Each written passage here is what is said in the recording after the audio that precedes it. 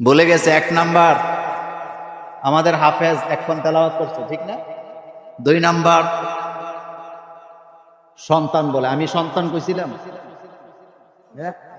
কে কে? না, নাবালক সন্তান যাদের মারা গেছে, এক জায়গার ফায়জমা নিয়ে আরেক জায়গার।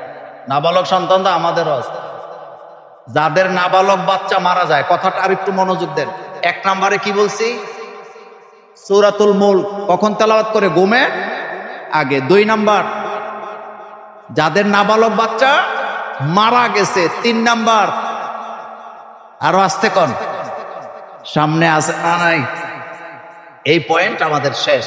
তাহলে কয়টা জিনিস আমাদের জন্য হাসরের মাঠে আল্লাহর আদালতে তর্ক করবে? 1 নাম্বার, 2 নাম্বার, 3 নাম্বার। আল্লাহ যেন আমাদেরকে কবুল করেন, আমরা বলি আমিন।